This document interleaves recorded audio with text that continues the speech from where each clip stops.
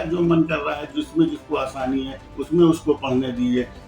देश पढ़ेगा, देश के बच्चे पढ़ेंगे तो देश की तरक्की होगी। तो अभी उत्तर प्रदेश सरकार इसी में ही वो जो है वो नाकामयाब है कि वो हमारी सारी बच्चियों को पढ़ा ले, सरकारी स्कूल खुलवा दे। कि हिंदुस्तान के बच्चे जो हैं बाहर जाके जो टॉप ब्रेन है, जो पढ़ लिख के यहाँ से निकल रहे, वो बाहर क्यों जा रहे हैं? इस पे क्यों नहीं पलायन पे बात हो रही है? सुप्रीम कोर्ट ने उत्तर प्रदेश के 25,000 मदरसों के 17 लाख बच्चों को बड़ी राहत दी है। हाईकोर्ट के उस फैसले पर रोक लगा दी है जिसमें मदरसा एक्ट 2004 को असंवैधानिक कहा गया था और जो इसके पक्षकार मदरसा बोर्ड और उत्तर प्रदेश सरकार से 30 जून तक जवाब मांगा है। जो ये पूरा प्रकरण है, इस पर क्या कहना है? पहले तो आपसे देखिए, देश संविधान से चलता है। हमारी इच्छा कुछ भी हो सकती है, सरकारों की इच्छा अलग अलग, सरकारें आई अलग अलग इच्छाएं नहीं है, लेकिन सुप्रीम कोर्ट गार्जियन है कॉन्स्टिट्यूशन के तहत इस देश को चलाने के लिए। सुप्रीम कोर्ट जब मौजूदा सरकार ने इसको असंवैधानिक हाईकोर्ट ने कहा और लोग पहुंचे और हाईकोर्ट ने कहा कि ये असंवैधानिक है, तो जो पहले सरकारें थी उन्होंने ही ये बोर्ड बनाया था। तमाम मदारिस हमारे, तो हम दीनी तालीम देना हमारे कॉन्स्टिट्यूशन में हमको हक है।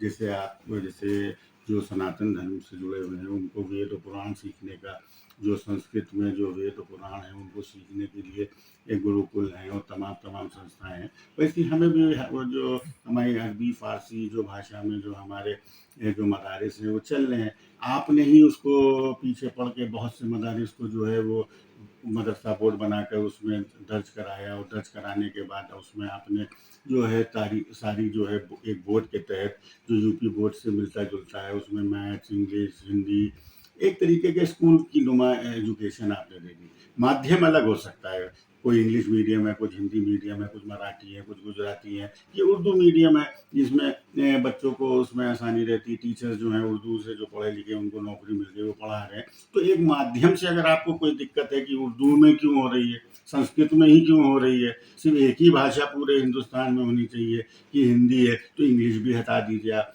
तो अगर इस तरीके की बातें होंगी तो जाहिर सी बात है सुप्रीम कोर्ट इस तरीके का संज्ञान लेना ही पड़ेगा, क्योंकि इस देश में तो हज़ारों भाषाएं हैं भाई। हर 15-20 किलोमीटर में थोड़ा थोड़ा जो है चेंजेस आ जाता है।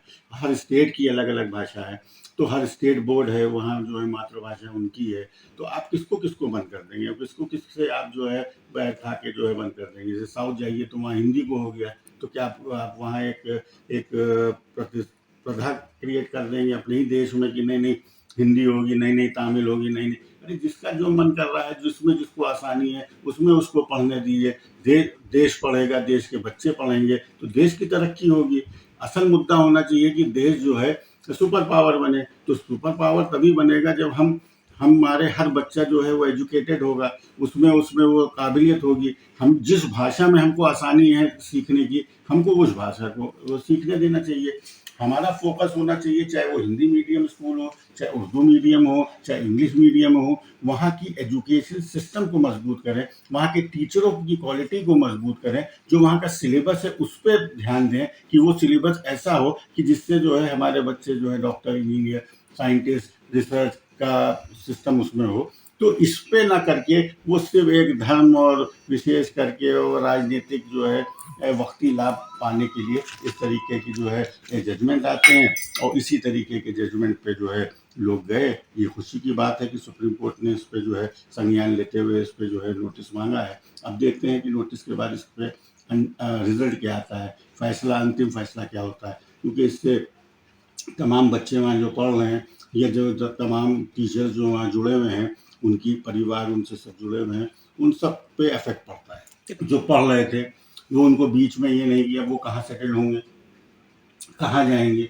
अब मानिए वो उर्दू उनको आती है, वो अब आप एकदम से उनको दूसरी भाषा में ले लो, कितनी दिक्कत होगी। कोई 8वें में होगा, कोई 9वें में होगा, कोई 10वें में, एकदम से आप उनको चेंज करेंगे तो एक डिस्टर्बेंस क्रिएट हो जाता है। क्यों लोग पीछे पड़े हैं? देखिए, ये एक जो जिस तरीके से ध्रुवीकरण चल रहा है, जिस तरीके से एक आइडियोलॉजी को जो है वो सर्वश्रेष्ठ मानकर जो है वो एक सिस्टम बनाने की कवायद चल रही है, उसका ही एक ये पार्ट है।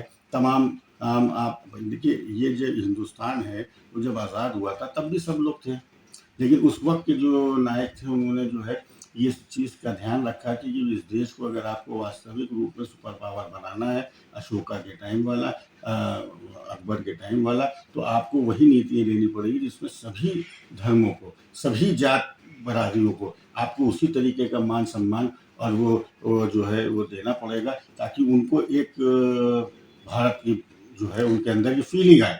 लेकिन जब आप इस तरीके की बातें लाएंगे, आपको कपड़ों पे आपत्ति आ जाएगी, आपको किसी की वेशभूषा पे आ जाएगी, आपको किसी के खान पान पे आ जाएगी, आपको किसी की को किस तरीके से बोल रहा है, किस तरीके से उठ रहा है, इस पे आपत्ति आप करने लगेंगे, तो फिर देश में जो है वो यूनिटी नहीं हो पाएगी। आप ये बताइए कि कितने बच्चे मदरसे में पढ़ता है? उत्तर प्रदेश की कितनी बड़ी पॉपुलेशन है? हाँ, बहुत बड़ी तो संख्या। कितने बच्चे जो है बगैर पढ़े लिखे अभी चल रहे हैं? जी। कितने बच्चे जो है हाई स्कूल में ड्रॉप आउट हो जाते हैं?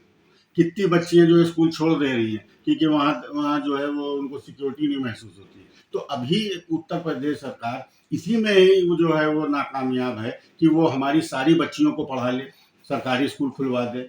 ऐसे कि महिला बहुत सी जो है वो कोएड की क्यों जरूरत पड़ रही, क्योंकि आपके पास साधन नहीं है। आपको महिला जो हमारा तो हिंदुस्तानी कल्चर रहा है कि ये मर्द और औरत अलग अलग रहते थे। पहले गांव में लोग घूंघट रह के कि जेठ आ गया तो भी जो है वो दूर रहते थे। तो लेकिन अब चूंकि आज ऐसा सिस्टम बन गया क्योंकि साधन कम है कि भाई हम दोनों एक ही साथ पढ़ लो। अब उसमें जो है वो 10 तरीके की चीज़ होती है कि बच्चियाँ ड्रॉप आउट हो जाती है। तो तरह तरह की चीज़ें हैं, उनको सॉल्व करने की इस वक्त ज़रूरत है। उत्तर प्रदेश सरकार बिल्कुल सरकारी बनाए, सारे स्कूल सरकारी है, बोर्ड भी तो सरकारी है, कौन सा प्राइवेट है, कौन सा हमारा और आपका है।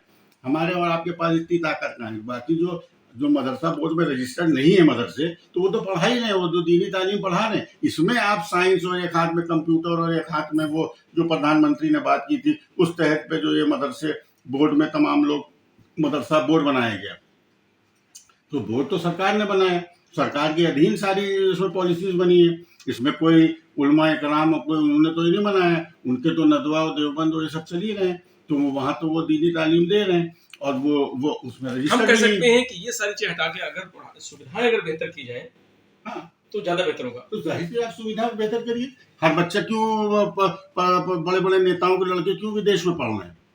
भाई यहाँ नहीं साधन मिल पा रहा। बहुत से बच्चे जा रहे हैं, अमेरिका जा रहे हैं, जर्मनी जा रहे हैं, इटली जा रहे हैं, क्यों पढ़ने जा पा रहे हैं?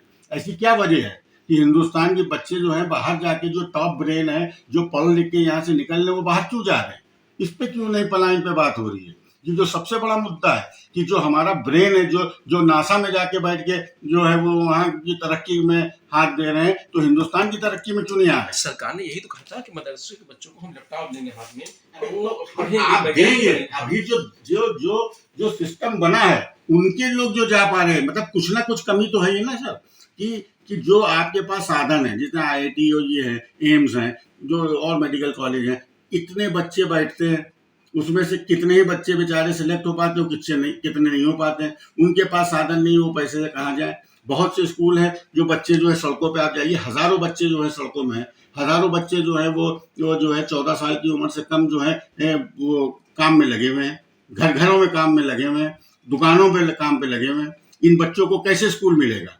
स्कूल है ही नहीं आपके पास, वहाँ टीचर्स नहीं है। जिसको गणित आती है वो पढ़ा रहा है साइंस, पढ़ा रहा है हिंदी, जिसको हिंदी आती है उसको कहे तो साइंस पढ़ा दो, क्योंकि वह पढ़ाना है, आइए तो साइन करिए और पैसा लिए। गाँव में ऐसे सिस्टम चल रहा है और आप कह रहे हो कि हमें सरकारी सिस्टम बनाना है, हमको स्कूल। अरे आप बनाओ ना, किसने रोका आपको? हर बच्चा हिंदुस्तान के जो उत्तर प्रदेश का आप ठोक के कहिए कि हर बच्चा जो है हम वैसे ही देंगे जैसे लामार्च दे रहे हैं, लोरोटो दे रहे हैं, कॉन्वेंट स्कूल के जैसे बच्चे पढ़ रहे हैं, हर हमारा सरकारी स्कूल वैसा हो जाएगा, हर बच्चा पढ़ाएगा वहाँ। क्यों नहीं पढ़ाएंगे भाई?